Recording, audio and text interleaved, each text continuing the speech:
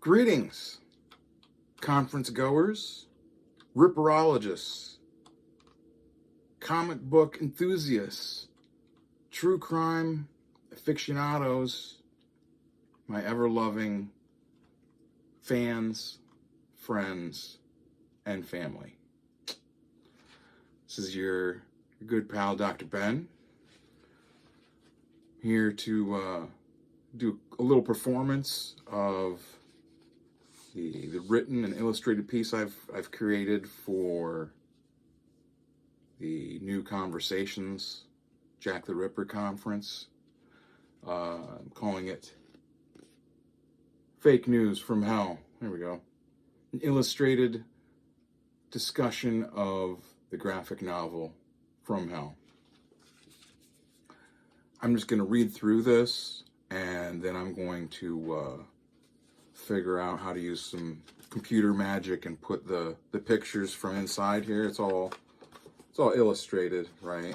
It's all lots of pictures and whatnot. So I'm going to use my internet magics and put it all together somehow. It's a bit technical. I don't even understand it. So you can either listen along, you can visit my website, drben.substack.com, where you can download a copy. There'll also be links there if you want to purchase your own physical copy. I'm only printing 50 of these, and when they're gone, they're gone. I've already sent out a few. A couple are already spoken for by retailers and whatnot. So anyways, let's get this show on the road. I'm going to read through this, and we'll see how it goes. So again, this is Fake News. There we go. From Hell. Dear reader, this is the comic originally intended for release at the Jack the Ripper New Conversations Conference at the University of Northampton, scheduled for November 26th and 27th, but which has sadly been delayed until 2023, which is next year, due to current challenges for attendance, for attendees, and also the presenters. But I'd like to show appreciation to all the people who were looking forward to the conference, so I'm making this comic available now, free of charge on drben.substack.com. I just said all this. I'm sorry, guys. Till then, see you next year. Enjoy the presentation. I also want to give some thanks to Dr. Drew Gray for organizing the conference and encouraging me to put this together, and to Miss Amy Knapp for her editorial assistance. So to begin, let me say that the stories of Jack the Ripper have always fascinated me. The theories that they inspire, the myths, the books, the movies, all of it. At the same time, I must acknowledge the victims and the horrors that they suffered. May they have peace. So July 1993, in Wizard magazine, issue number 23, is where I first learned of From Hell. There's a quote from there.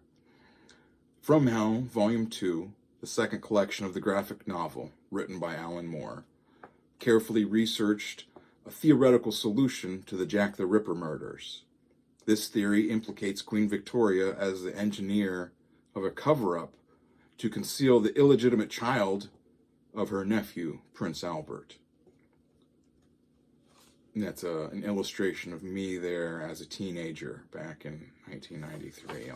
I'll put this up there so we can just get an idea what we're talking about here. Rather than being an illustrated version of Knight's book, though, Moore uses numerous sources and changes some key points. But no spoilers here. Go read the comic for yourself. This is more of an overview. In the autumn of 1888, a terror filled the streets of London. Stop. No. We ain't going over all that. Look, we're going to focus on a few books to illustrate how fake news can provide value. So first, we're going to look at From Hell by Alan Moore and Eddie Campbell, famously based on the book Jack the Ripper, The Final Solution by Stephen Knight. Interestingly, the Whitechapel murders were initially not even considered by adaptation for Moore. I'm also going to, anytime I'm going to have an actual quote from Mr. Moore here, I'm going to kind of do my take on his voice. So, no disrespect if you're listening, Mr. Moore. That's the picture there. From Hell is Fake News. With so much Ripper material surrounding me in the media, on account of it being the centenary of these murders, I began to understand that there were still ways to approach the Whitechapel murders that might expose... Oh, shit. There he is. He's here.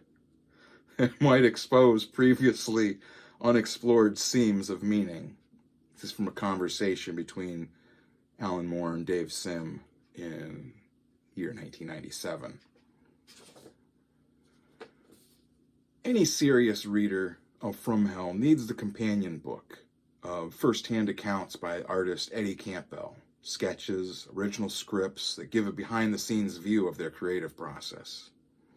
Campbell's narrative relates the effects of spending so much time working on this horrific story, tempered with moments of humor, such as his family demanding that he remove the cow's liver that he was using for reference from their house, due no doubt to the odor.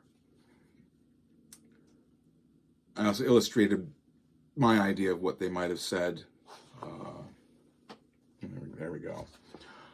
That stinking liver must be gone by the time we get back. And Moore meticulously details which story elements are his own inventions and which were from Stephen Knight's book, even though he also admits to thinking that Knight's book is false. There are grounds for supposing that much of the Final Solution may have been intended as an ingenious hoax. And Knight's book has been argued over since its initial publication, and that continues even until this day. The mixing of fact with fiction has been misinterpreted by some to be the actual truth of the matter, or in other words, fake news.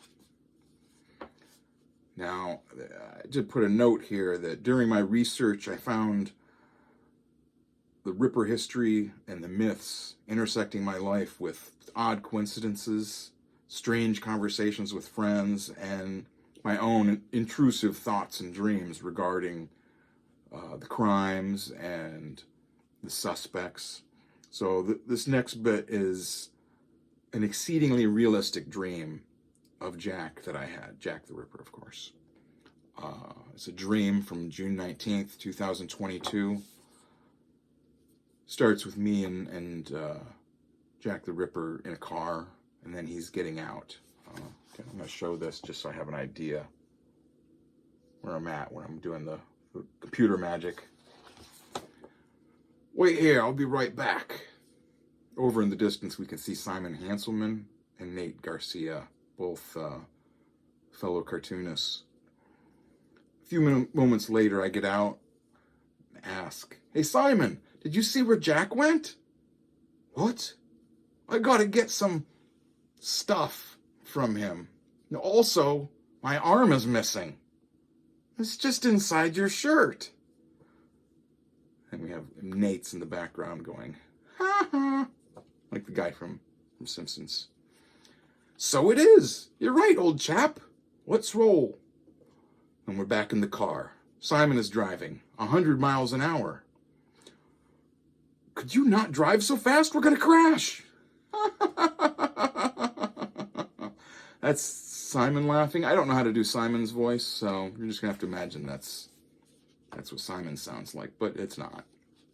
We're here. Pull up outside of a cartoon restaurant and bowling alley. Cartoons are playing on the walls. As we walk in, we're pointing them out. Is that Bugs Bunny and Peter Lorre? "Oh, look, there's Mr. Magoo." "What, you mean Jim Backus?" And there's a phone ringing. Ring, ring. Simon's phone. That's my telephone. Ring, ring. In the background, Nate curls up on the floor and goes to sleep. At which point I look at the time. Look at the time! I don't want to miss the Zoom presentation with Haley Campbell. She's nothing like her father, Eddie. Well, I bet she's thankful for that. The next scene is us at the dinner table with our waitress coming up. Who wants white and who wants chocolate cake? Yes, all of them. Simon's still on his phone. What? Of course I love bowling. I just need some friends to go down to the bowling alley with. The smell of food wakes up Nate, and the dream ends. Again, that's the pictures there. The U.S. government even recently declared fake news to be a threat. But is that an accurate assessment? In this, I'm holding up my telephone, and it's set to the DHS.gov website, which is the Department of Homeland Security, which details the threat of disinformation, misinformation, and malinformation. I'm not going to read all that because I'm not a government employee, and I can't really, I can't say it with a straight face. I'm sorry, folks. Anyways, fake news, disinformation, malinformation, or whatever you want to call it, is more relevant today than ever before. Just look at any of the daily news broadcasts. But fake news has been a constant feature in the story of humanity, though. It's even being found on thousands of years old clay tablets, such as on the Epic of Gilgamesh. Fake news will most likely be with us as long as people disagree. So what is the point of reading theories that are provably false? Why bother learning what someone thinks? If we disagree with them, what's the point? Well, these different ideas can help us to recognize our own preconceptions and bias, like using a measuring stick to gauge depth. This allows us to approach the crimes from different angles, see things that we might have ignored or possibly glossed over before. From Hell shows us that fictions can reveal facts and help us to distinguish what is possible by examining what is impossible. And then I've got an illustration of some of the assorted suspects of being Jack the Ripper, such as Aaron Kosminski, Dr. William Gull, Prince Albert Victor, Lewis Carroll. I don't think Lewis Carroll was the Ripper. George Chapman, and also, of course, the ever popular Red Jack, or Jack the Ripper in space. In 2019, The Five was released. It's a book that focused solely on the lives of the victims. Written by Hallie Rubenhold, she also challenged the commonly held belief that all the victims were prostitutes, which has been met with much discussion, to put it mildly. One of the facts that Rubenhold highlights that particularly stood out to me is how common the practice of sleeping rough was in Victorian England. Sleeping rough, that is, sleeping out in the streets or being homeless, right? Something that's glossed over in most books and documentaries about the murders. Just how common of a fact of life this was for people that were mired in poverty. In 2021, writer Mandy Summers and artist Peter Gilmore released the first issue of Jack the Ripper, Vampire Hunter. In this comic, the victims are portrayed as vampires, with Jack hunting them, obviously. Now, the reason I highlight these different works is to show how the crimes influence people in a variety of ways, right? Indeed, the entire point of this conference at the University of Northampton is to have new conversations, to find these new perspectives, come up with with things that haven't been thought of before, new ways to look at the crimes, and new reasons. But to what end? Well, violent crime and extreme poverty still plague us, and they still need better solutions. I think that's end of the back page. That's an illustration of Mandy Summers' character, Jack the Ripper, vampire hunter. Now, thank you if you sat and listened to all of this. Thank you. I'm not going to say I did it the most research. There's plenty of books I haven't been able to get to. Though I did use the ones I mentioned in here. Hallie Rubenhold's The Five, both From Hell and the From Hell Companion book. Stephen Knight's book, The Final Solution. I read through that for the first time. I reread Prince Jack, which details a theory about Prince Albert Victor being the Ripper. And also the first book I ever read about Jack the Ripper back in '93, which was The Diary of Jack the Ripper, which is purportedly the diary of James Maybrick, who is in the diary claims to be the Ripper, though, as with pretty much any suspect that is put forward for being the Ripper, there's much debate, we'll say that. I find that in every book that I've read, and in every documentary that I've watched, there's always an aspect of the crimes that sticks out that I hadn't noticed, whether before, and it might have been also mentioned in previous books, but it might have been something that I didn't notice, I didn't pick up on when I first heard it. And that's my whole reasoning here, is that fake news, despite the fact that we know that Jack the Ripper isn't a bodiless entity that has attacked the Star Trek Enterprise on the Star Trek TV show, despite the fact that we know that's not real, it can offer us different clues and different perspectives on how people view these crimes and the legends of Jack the Ripper. The same as in the From Hell book by Alan Moore, he includes numerous local legends and rumors. Some might call them urban legends, of ghosts or different characters, different, he explores the Masonic theory that it's, Dr. Gull reenacting Masonic rituals and whatnot to cover up an illegitimate child. Whether any of that's true or not, I'm not making any sort of, statement or belief. I'm not, but personally, I don't think we'll ever be able to 100% say who Jack the Ripper was, right? There's so many fascinating characters in the different stories and histories. Dr. Francis Tumblety, any of them, you look them up, you look up the biographies, the theories, and you're bound to find something that's interesting. You're bound to find something that makes you think. And as for my last point, what is the reason? To what end do we do this? Ripperologists, often are derided as being, unprofessional or being obsessive. But I find the whole point of studying true crime, Jack the Ripper in particular, but there's plenty more true crime that we can study, is to hopefully be able to find a solution, to find a reason, to hopefully be able to contribute something that could stop a crime.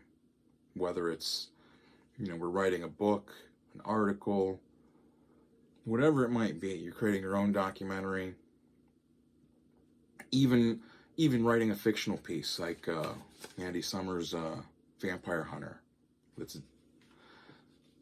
All these different things can contribute to understanding all these things, because at the end of the day, these are horrible crimes. even just following the vampire story, they might help us to understand how horrific these crimes really were, really are, and continue to be. We have, what was it, in 2020, the Yorkshire Ripper, Peter Sutcliffe, finally passed away. The first time he had been in the news in years. And, that drew me into reading about him, learning about him as well. And he was, again, just a horrific crimes. That with the Yorkshire Ripper, I found that there was a lot of the same mistakes that police made during the Jack the Ripper crimes were still continued with the Yorkshire Ripper.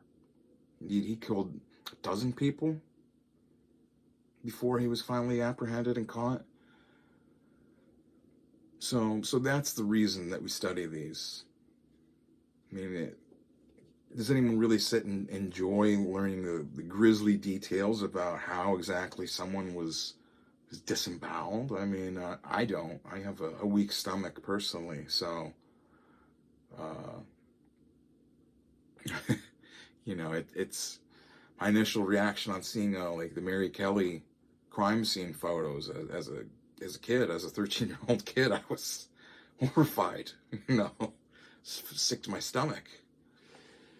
And so my goal, my point is that helping us to understand how horrific these crimes are can help us to put them in perspective, help us to find a real reason to something to work for, a goal, rather than just saying that we figured out how many times Mary Kelly was stabbed, for example, or Martha Tabram, who's not a canonical victim of the Ripper, but at the time was considered one of the victims. Finding these details, what is the reasoning is to find some sort of good end, to find some sort of something that we might be able to contribute that, as I said, can help us to, whether you go into actual some sort of like justice department, whether you're a police in the police or the detectives lounge or whatever, it gives us something that we can do that, maybe that's the key, that you call the Crime Stoppers number when you see a carjacking, or when you have a sneaking suspicion, or you see some sort of clue, or whatever it might be. You can realize that you can have a hand in solving a crime. There's numerous cases online now of people that do take their time, and they do research with the internet and literally help solve crimes. Sometimes it's not that you're necessarily saving a life, but sometimes being able to offer closure to someone who has lost a loved one. It's not the best condolence to be able to say, yeah, we found the body, but sometimes being able to have that closure is something that people need, something that at least gives them peace, or for, undiscovered murders, being able to get a proper burial. These are things that do matter. So,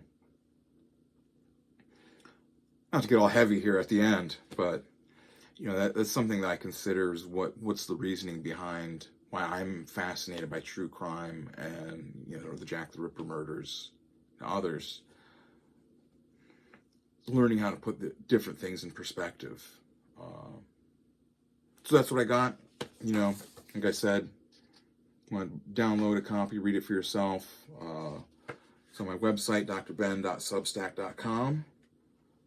There'll be a link on there to be able to purchase a copy if you want one. Only 50 available, or well, now it's like 40 available. But by all means, follow me. I'm going to continue to making more comics. Subscribe to my YouTube show. I'll be putting a presentation I did a number of years ago regarding Solomon Spaulding, who is a controversial figure in the history of the Mormon church faith, who happens to be from my hometown in Ohio. I did a presentation on my local public broadcasting channel, and I'll be putting that on my YouTube, along with, who knows what else. I've got a lot of other things I like to do.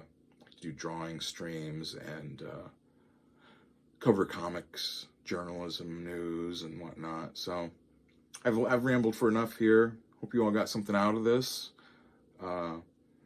Look forward to seeing you at the rescheduled New Conversations conference at University of Northampton in 2023.